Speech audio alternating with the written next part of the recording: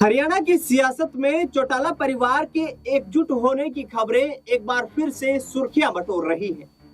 दरअसल जिस तरीके से वर्ष 2018 और 2019 में जो सियासी उठापटक चौटाला परिवार में देखने को मिली थी कि दुष्यंत चौटाला और दिग्विजय सिंह चौटाला को पार्टी विरोधी गतिविधियों में शामिल होने के चलते उस वक्त के तत्कालीन इंडियन नेशनल लोकदल के राष्ट्रीय सुप्रीमो ओम प्रकाश चौटाला ने उन्हें पार्टी से बाहर का रास्ता दिखा दिया था। जिसके बाद 2019 के विधानसभा चुनाव में हरियाणा में एक नई पार्टी का उदय हुआ और अजय सिंह चौटाला ने इस पार्टी का नाम रखा जननायक जनता पार्टी। 2024 के विधानसभा चुनाव में जननायक जनता पार्टी का बुरा हश्र हुआ। 1% वोट पर आकर यहाँ पर जो है फिसल गई जननायक जनता पार्टी, लेकिन इसी जननायक जनता पार्टी ने वर्ष 2019 में किंग मेकर की भूमिका निभाई थी। यानी कि यूं देखें तो चौटाला परिवार से इंडियन नेशनल लोकदल के दो गुट होने के बाद इनेलो को विशेष तौर पर बड़ा नुकसान हुआ, क्योंकि अभय सिंह चौटाला को भी ये उम्मीद थी कि 2019 में उनकी पार्टी सत्ता की दहलीज तक जा सकती है, लेकिन दुष्यंत चौटाला और अजय सिंह चौटाला के एक फैसले ने पूरे परिवार की राजनीतिक रणनीति को धराशाही कर दिया। अब इंडियन नेशनल लोकदल के पास दो विधायक हैं, जिसमें से एक सीट रानिया सीट है जो कि सिरसा जिले में आती है, और वहां से अभय सिंह चौटाला के बेटे अर्जुन चौटाला विधायक है। जो दूसरी सीट भी सिरसा जिले में ही है, डबवाली से आदित्य चौटाला विधायक है। अब इंडियन नेशनल लोकदल के राष्ट्रीय सुप्रीमो अभय सिंह चौटाला ये संकल्प लेते हुए नजर आ रहे हैं, कार्यकर्ताओं में जोश का प्रवाह करते हुए नजर आ रहे हैं कि आने वाली 25 सितंबर जो कि चौधरी देवीलाल की जयंती के रूप में मनाई जाती है, उससे पहले देश भर में और विशेष तौर पर हरियाणा में हमें अपने संगठन को मजबूत कर लेना है। ऐसे में उन्होंने ये भी कहा कि जेजेपी और कांग्रेस में जा चुके, भाजपा में जा चुके तमाम नेताओं से हम बात करेंगे, उनसे जानने का प्रयास करेंगे कि आखिरकार नाराजगी का विषय क्या रहा, और उन्हें कोशिश करेंगे कि वापस हमारी पार्टी में शामिल हो जाए।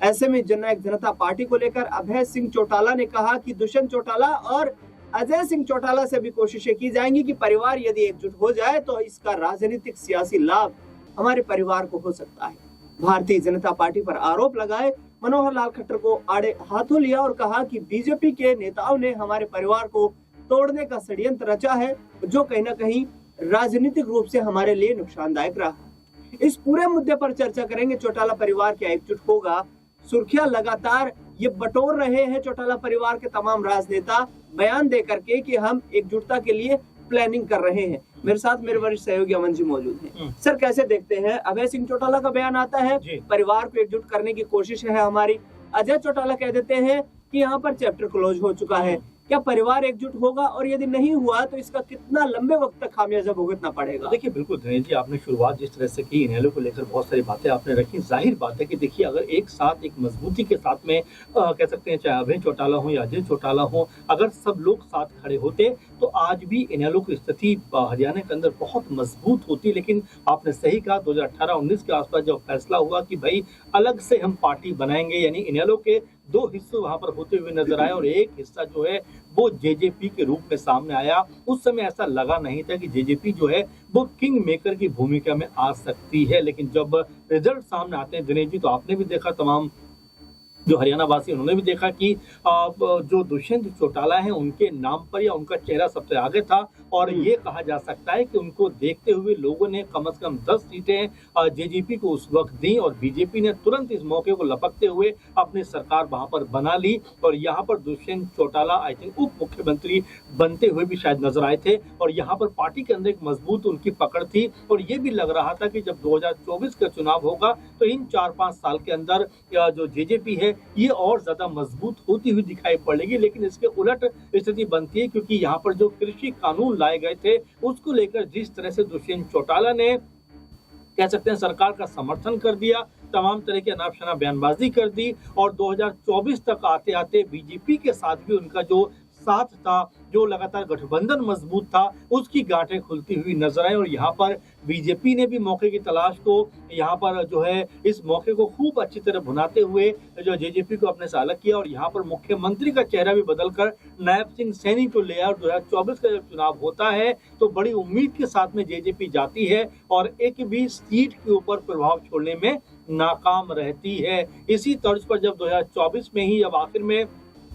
विधानसभा चुनाव होते हैं दिनेश जी, उसमें भी ऐसा लगा कि यहाँ अब जेजेपी शायद वापसी करते हुए नजर आ जाए। लेकिन फिर मैं कहूंगा किसान जो रूठे हुए थे, नाराज थे, उन्होंने जिस तरह दुष्यंत चौटाला के हेलीकॉप्टर को भी जमीन पे नहीं उतरने दिया, कई जगह विरोध प्रदर्शन हुआ, उससे ये लगा कि यहाँ पर जेजेपी की जो राजनीति है अब खत्म होने की कगार पे कहीं ना कहीं खड़ी हो गई। जब वोट खुले तो पता ये चला कि जिस पार्टी को 2019 में 15% वोट मिला, वो 1% से भी कम पे आकर खिसक जाती है, एक भी सीट पर जीत दर्ज नहीं कर पाती और कुल मिलाकर जो मजबूत पार्टी थी वो एकदम धराशायी होते हुए नजर आती है। मजबूत पार्टी धराशायी हो जाती है, क्योंकि दुष्यंत चौटाला को भी उम्मीद थी, क्योंकि भारतीय जनता पार्टी ने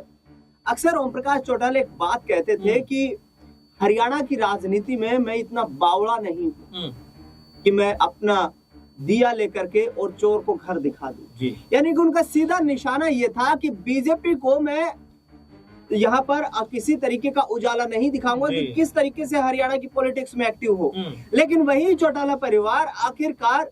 बीजेपी को हरियाणा की राजनीति में मजबूत करता हुआ नजर आया और इसका नतीजा आज ये है कि बीजेपी के चलते हरियाणा में जननायक जनता पार्टी और इंडियन नेशनल लोकदल, पूरा चौटाला परिवार हाशिए पर दिखाई दे रहा है। अमन जी, जहां तक यहाँ भारतीय जनता पार्टी का सवाल है, क्या जो 14 मार्च 2024 को फैसला लिया गया कि जेजेपी के साथ हमारा कोई गठबंधन नहीं रहेगा, वो एक टर्निंग पॉइंट था यहाँ पर चौटाला परिवार के यहाँ पर पतन का, चुनावी रूप से देखा जाए, राजनीतिक तौर पर देखा जाए? और भूपेंद्र हुड्डा से कहा चुप हुई, क्योंकि 10% के लगभग वोट स्विंग हुआ है हरियाणा में। तो भूपेंद्र हुड्डा से कहां पर चूक हुई कि ये 22-23 हजार का अंतर यहाँ पर दिखाई बिल्कुल बिल्कुल दिनेश जी, आपने महत्वपूर्ण बात कही है, क्योंकि देखिए अगर हम सीटों का भी अंतर देखें तो बहुत ज्यादा नजर नहीं आता कांग्रेस और बीजेपी के बीच में। 11 सीटों का अंतर, 11 सीटों का अंतर है और ये अंतर कोई बहुत बड़ा अंतर नहीं था। और जो वोट की आप बात करें वो भी 25-30 हजार के आसपास था। तो यहाँ पर जो रणनीतिक चूक हुई है उसको लेकर जरूर कांग्रेस पार्टी को यहाँ पर सोचना है। साथ में जो इनेलो और जेजेपी का आप जिक्र कर रहे थे, देखिए मुझे फिर भी लगता है कि अगर 2024 में